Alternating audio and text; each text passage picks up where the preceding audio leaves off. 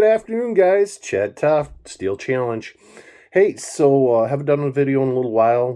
Working on a few things, getting the gun room set up here. I'm not showing a whole lot of it, still a bit of a mess. But I got some parts in today, and I thought I would share with you. You guys know how I like using the Seymour Red Dot railway system so much on my ARs. These are great, real large windows, so quick target acquisition. Nice bright bead to it, or light to it. I really come to like these a lot. But many of you probably don't know that if you're not happy with the size dot that you have, you can update it. There's a little diode, and right here, you can remove that and install a new one. What that does for you is give you a lot of flexibility in the size MOA dot you want. You can go anywhere from 2 MOA all the way up to 16 MOA. Previously, I was shooting 16 MOA, and for Steel Challenge, that seemed pretty good. It was pretty much painting the entire target at 35 yards. I've tried a couple of other different size dots now, and I think I'm going to try something different. I'm going to go from a 16 MOA, which is pretty large. Remember, 16 MOA is going to be a 16-inch circle at 100 yards. So that's 8 inches at 50 yards. Do the math from there. So what I'm going to do is I'm going to go down to an 8 MOA. And I know that still sounds huge to a lot of you guys, all right? But you got to remember what I'm doing with this. I'm shooting Steel Challenge. The farthest target away is 35 yards. I need to be able to see that dot quickly. I need to be able to paint the target with it, pull the trigger, move to the next target. So that's why it works for me.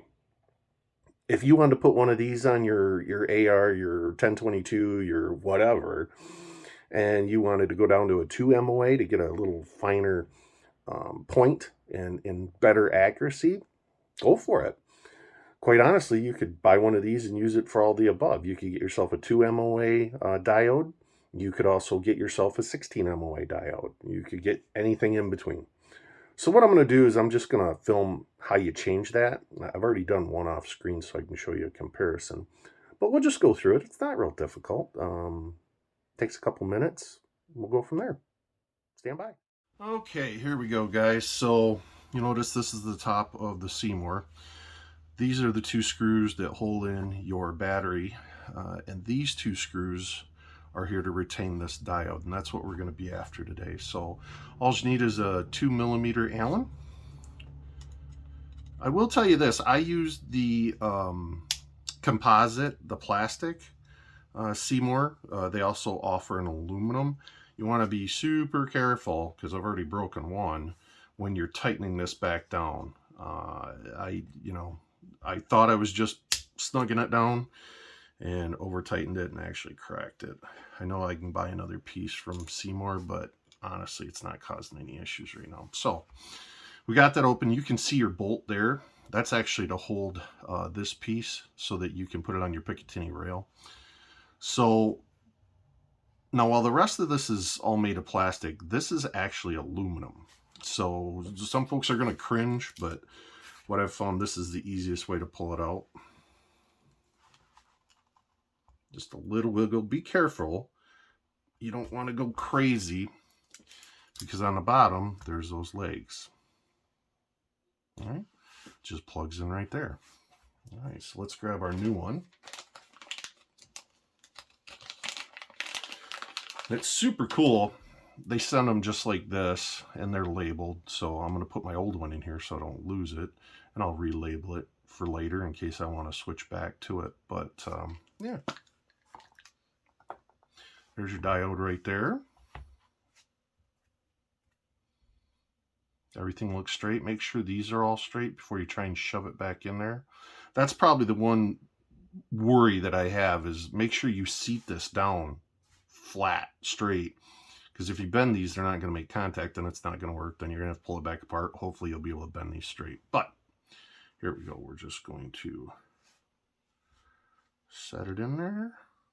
It fits very tight. These tolerances are extremely tight. Make sure it's squared best I can. Seated in. Good. Let's check for function. I don't know if you can see that right now, but I'll show you in a little bit. But there's our new diode. So the other thing that you're going to want to do from time to time, and I will tell you, this big glass is great, but it also catches a lot of fouling, especially in an AR 22 and 9mm being both blowback. Every once in a while, you're going to want to get in here, clean your lens real nice, and then actually the face of that diode there, I've noticed in the past, will get dirty. Just a Q-tip, little alcohol, twist it in there, clean it out. Should be all you need for it. So, reverse the process.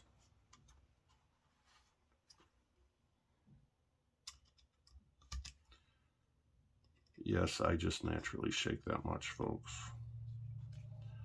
I don't need any comments, thank you. All right, we're just gonna give that a nice little turn. Get the other one in here.